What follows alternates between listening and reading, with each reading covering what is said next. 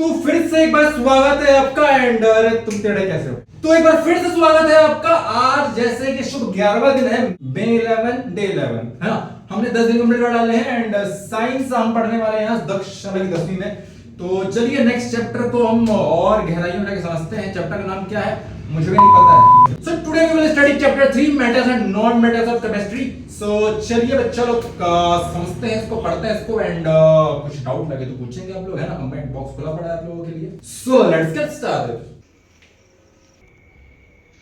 बिल्कुल फ्लैट हम केमिस्ट्री के एक बहुत इंपॉर्टेंट और मजेदार चैप्टर पर गए हैं। Chapter 3 metals and non metals.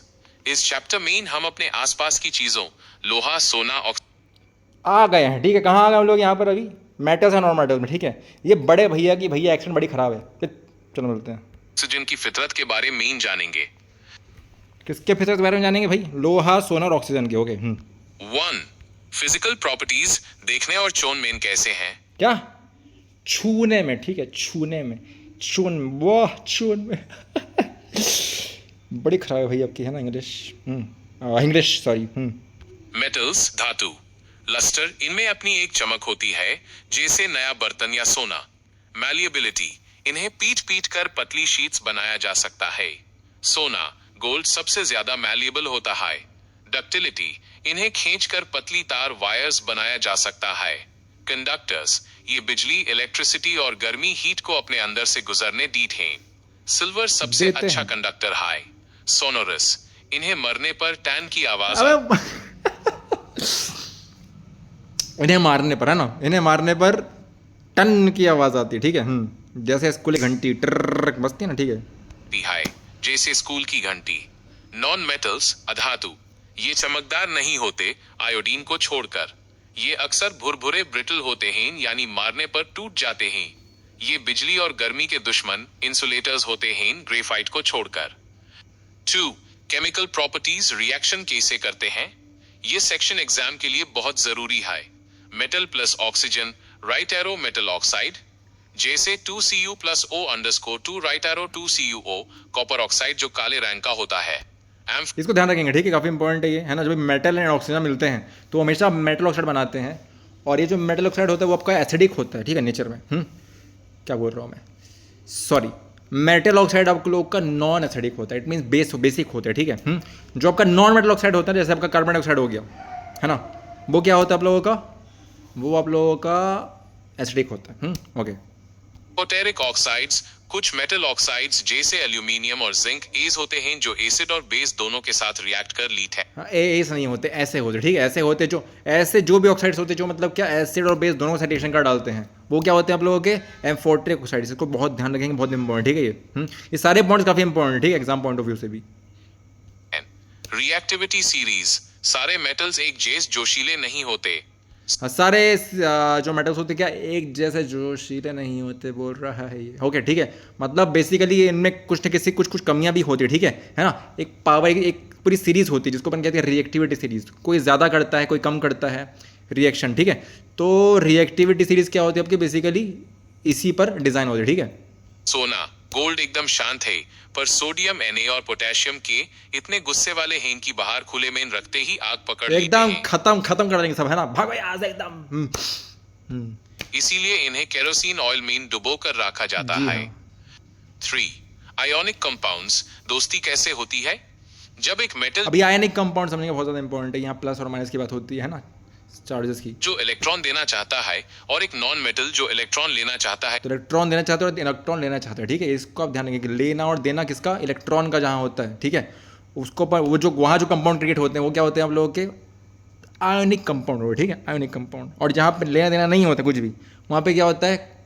वो आपका कोवेलेंट कंपाउंड्स होते हैं। ठीक है ना, उनको हम लोग आगे स्टडी करेंगे। और फिलहाल के लिए इस चैप्टर पे इतना ही। हाँ, आगे बढ़ते हैं।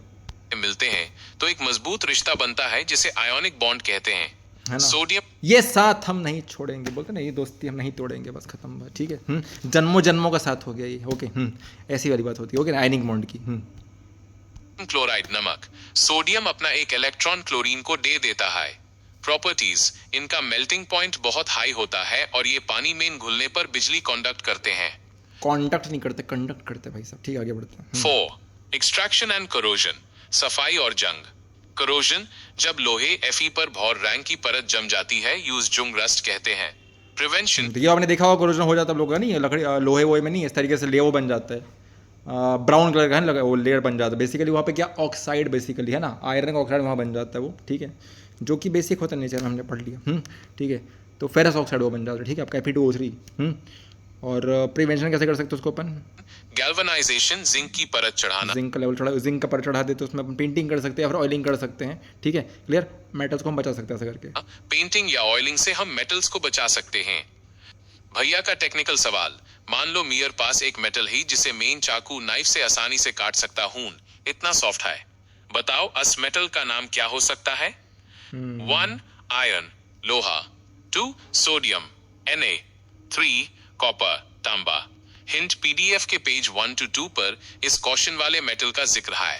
हाँ जी, तो फिर ये देखो यार, मतलब बात ये है ना कि आप लोग सिर्फ ना ये घना ऐसा बड़े भैया ये तुमको मिलेगा तो भाई तुम है ना सारे आंसर जान लो, ऐसा नहीं करना है भाई, ठीक है।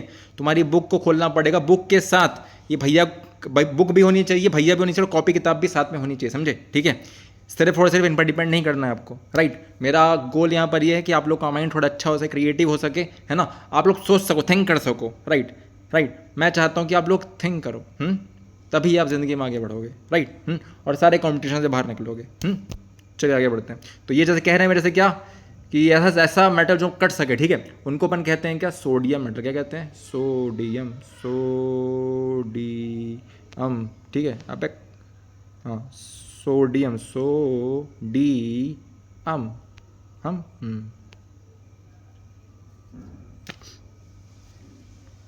बहुत रिएक्टिव होता है, बहुत रिएक्टिव, इसलिए इसको हार्ड लग जाता है कैरोसिन के अंदर में, ठीक है, एकदम फट जाता है भैया ज्वाले के समान, क्या बताएं, है ना। सही जवाब, क्या बात है, देखो आंखों से मेरे आंसू टपक रहे हैं, यहाँ टपक रहे हैं, दिखाई नहीं पड़ रहे वैसे, ठीक है, आप लोग दिखाएंगे कभी बाद में, ठीक है। तो फिलहाल के लिए आप लोग यहाँ देखिए। सही जवाब, सोडियम Na और पोटेशियम के इतने सॉफ्ट होते हैं कि उन्हें चाकू से मक्खन की तरह काटा जा सकता है। फ्लैट, हम इस चैप्टर का एक बहुत हाई इंपॉर्टेंट टॉपिक शुरू करते हैं, how do metals and non metals react. बहुत इंपॉर्टेंट बच्चा है ना, जानना इसको। Chemical bonding. 1 मेटल्स और नॉन मेटल्स की दोस्ती, आयोनिक बॉन्डिंग। आपने पीडीएफ के पेज 12 to 13 पर देखा होगा कि हर एलिमेंट शांत होना चाहता है, यानी अपना ऑक्टेट 8 इलेक्ट्रॉन्स पूरा करना चाहता है। देखो भैया, सबको संत बनना है, ठीक है, जिंदगी में, बात ये है। लेकिन वही बात है कि जब तक कुछ अधूरापन रहेगा तब तक वो संत नहीं बन पाएगा, है ना। तो बात यहाँ पर ये होती है कि जिसके ऑक्टेट पूरे नहीं हुए रहते हैं वो भटकता रहता है यहाँ से वहाँ, ठीक है। तो जैसे ही उसको कोई दे देता है इलेक्ट्रॉन, ताकि उसका ऑक्टेट कंप्लीट हो जाए, है ना, या फिर वो कुछ अपना जुगाड़ लगा लेता है या ले लेता है ना, उससे कोई एक्स्ट्रा, तो उसके बाद उसे खुशी का ठिकाना नहीं रहता है यार, क्या बताऊँ, उसको परम सुख हासिल होता है। आगे बढ़ते हैं। मेटल्स, इनके पास बाहर वाले शेल में 1, 2 या 3 एक्स्ट्रा इलेक्ट्रॉन्स होते हैं, ये इन्हें दान डोनेट करके पॉजिटिव चार्ज प्लस बन जाते हैं। नॉन मेटल्स, इन्हें 1, 2 या 3 इलेक्ट्रॉन्स की जरूरत होती है, ये इलेक्ट्रॉन्स लेकर नेगेटिव चार्ज आन बन जाते हैं। सोडियम इसको आप ऐसे समझ सकते हो कि भैया जो देने वाले होते हैं वो हमेशा पॉजिटिव होते हैं, ऑब्वियस सी बात है। जैसे यार भैया आप लोग कोई आपसे कुछ मांगा, आप दे दिए तो आप बड़े बन गए ना वहाँ पे, भैया पॉजिटिव होगा, ठीक है, अंदर से पॉजिटिविटी आती है। और वैसे ही नॉन मेटल में क्या हो गया, जो लेते हैं वो नेगेटिव हो रहा है, ठीक है, उसको कर्ज चढ़ चुका है भैया, ठीक है, उसको लौटाना पड़ेगा, वैसा वाली बात है ना, तो नेगेटिव हो गया। क्लोराइड, नमक का बनना। 1 सोडियम, ये बस ऐसी मैं थ्योरेटिकली बात कर रहा हूँ, ठीक है, बट प्रैक्टिकली ऐसा नहीं होता, कुछ और चीज़ें होती है, उसके बारे में हम लोग आगे चल पढ़ेंगे, ठीक है, समझते हैं हुआ क्या, समझते हैं इसके बारे में, ठीक है। Na के पास 1 एक्स्ट्रा इलेक्ट्रॉन है। 2 क्लोरीन Cl को 1 इलेक्ट्रॉन चाहिए। देखिए थोड़ा ध्यान देंगे इस चीज़ के बारे में, ठीक है। क्या होता है बेसिकली, जो आपका इलेक्ट्रॉन रहता है ना, इलेक्ट्रॉन क्या आउटर मोशन में पाया जाता है, तो इलेक्ट्रॉन्स नेगेटिव चार्ज होते हैं, राइट, एंड इलेक्ट्रॉन्स अगर किसी के पास एक्स्ट्रा आ जाएंगे तो वो क्या नेगेटिव बन जाएगा। इसलिए क्लोरीन के पास पहले इलेक्ट्रॉन नहीं था, बट उसके पास एक्स्ट्रा इलेक्ट्रॉन आ गया, इसलिए वो क्या नेगेटिव चले गया, है ना। क्यों ऐसा, क्योंकि प्रोटॉन उतने के उतने ही रहेगा, बट इलेक्ट्रॉन एक्स्ट्रा हो गया, इसी वजह से उसमें क्या साइन आपका क्या आ गया, नेगेटिव आ गया क्लोरीन में, है ना। वही आपका जो आपका Na था, Na पॉजिटिव क्यों हो गया, क्योंकि Na के पास जो इलेक्ट्रॉन था वो चले गया उससे, ठीक है। तो इलेक्ट्रॉन उसको जो एक्स्ट्रा इलेक्ट्रॉन था वो निकल के आया ना, वो चले गया, बट प्रोटॉन उतने के उतने ही रह गए, इसलिए प्रोटॉन की संख्या बढ़ गई, है ना, and because of that reason क्या हो गया आप लोगों का, वो एक्स्ट्रा 1 हो गया, ठीक है। आगे बढ़ते हैं। 3 सोडियम अपना इलेक्ट्रॉन क्लोरीन को दे देता है, दोनों के तो Na में क्या हो गया, प्लस चार्ज हो गया, +1 हो गया, एंड क्लोरीन में क्या हो गया आपका नेगेटिव चार्ज, ठीक है, -1 हो गया। बीच एक मजबूत खिंचाव इलेक्ट्रोस्टैटिक फोर्स बनता है जिसे आयोनिक बॉन्ड कहते हैं। 2. प्रॉपर्टीज ऑफ आयोनिक कंपाउंड्स, इनकी खूबियां। ये सवाल एग्जाम में इन 3 मार्क्स का अक्सर आता है। 1. फिजिकल नेचर, ये सॉलिड्स होते हैं और बहुत मजबूत होते हैं।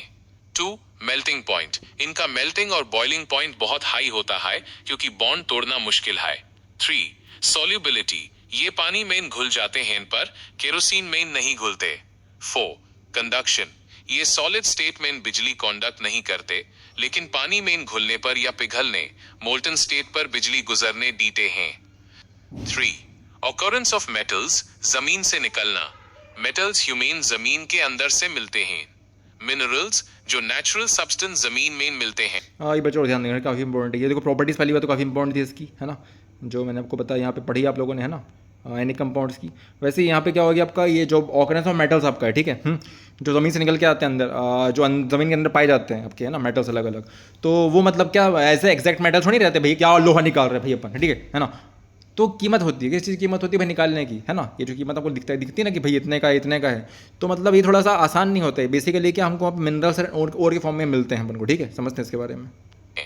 ओर्स, वो मिनरल्स जिनसे मेटल हाँ, तो मिनरल्स क्या होते हैं, जो नेचुरल सब्सटेंस जमीन में मिलते हैं, ठीक है, जिनसे ये निकाला जाता है। एंड बोर्ड्स क्या होते हैं, जो मिनरल्स वो मिनरल्स जिनसे, हाँ, तो मिनरल्स बहुत सारे पाए जाते हैं आपके, बट वही बात है जिन मिनरल से क्या आपका जो बेसिकली यूजफुल प्रोडक्ट है वो निकल के आ सके, है ना, प्रॉफिटेबल प्रोडक्ट निकल के आ सके, उसको अपन क्या कहते हैं, और कहते हैं। निकलना फायदेमंद, प्रॉफिटेबल हो। करोजन, जंग लगना, जब मेटल्स हवा और नमी मॉइस्चर के कांटेक्ट में आते हैं तो वो खराब होने लगते हैं। लोहा आयन, भौर रंग की परत, रस्ट।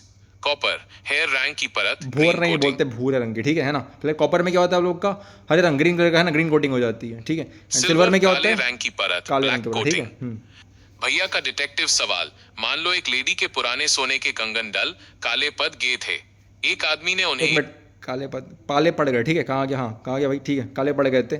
एक आदमी ने उन्हें एक लिक्विड में डाला, कंगन चमक तो गए पर उनका वजन वेट कम हो गया। बताओ ऐसा क्यों हुआ? लिक्विड में डाला, कंगन चमक तो गए पर उनका वजन वेट कम हो गया। क्या तुम बता सकते हो उसने कौन सा खतरनाक लिक्विड यूज किया होगा? हिंट पीडीएफ के आखिरी पेज पर एक्वा रीजिया का जिक्र है। हाँ, तो यहाँ पे आप देखेंगे क्या हो गया कि क्या तुम बता सकते हो कि बता सकते हो, है ना, उसने ऐसा कौन सा खतरनाक लिक्विड यूज़ किया भैया कि वेट कम हो गया आपका, ठीक है। बट क्या हो गया, वो ठीक मतलब चमक उठा, जो आपका एक्वा रीजिया था वो क्या हो गया, हमने जो पढ़ा टॉपिक पे, है ना, क्लियर। नींबू का रस, लेमन जूस हो गया, एक्वा रीजिया खतरनाक एसिड मिक्सचर हो गया, सादा पानी हो गया, ठीक है, प्लेन वाटर। तो आखिरकार वो था क्या, ठीक है, वो खतरनाक लिक्विड क्या था, उसका नाम क्या था, एक्वा रीजिया, ठीक है।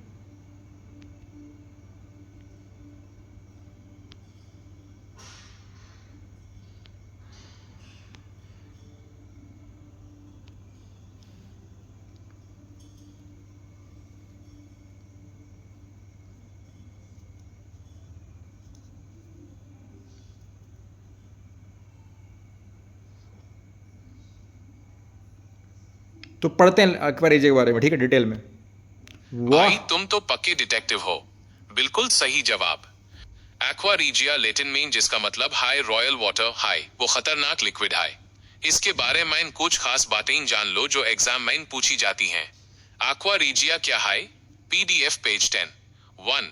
दोनों एसिड्स का मिक्सचर, ये कॉन्सेंट्रेटेड हाइड्रोक्लोरिक एसिड HCl और कॉन्सेंट्रेटेड नाइट्रिक एसिड HNO_3 को मिलाकर बनता है। 2. रेशियो, इनका रेशियो 3:1। देख रहे हो, ये बहुत ही खतरनाक एसिड है, ठीक है। आप लोग कौन कौन सा पहला एसिड कौन सा आपका, हाइड्रोक्लोरिक एसिड आपका HCl एंड कॉन्सेंट्रेट वो भी, है ना, एंड दूसरा क्या आपका HNO3, है ना, कॉन्सेंट्रेटेड नाइट्रिक एसिड, ओके। 3:1 के रेशियो में डालते हैं इसको, ठीक है। 3 में आपका 3 हिस्सा, तीन हिस्सा किसके होते हैं, HCl के होते हैं, एंड 1 हिस्सा किसका होता है, HNO3 का, ठीक है। 1 होता है 3 हिस्से HCl और 1 हिस्सा HNO_3। 3.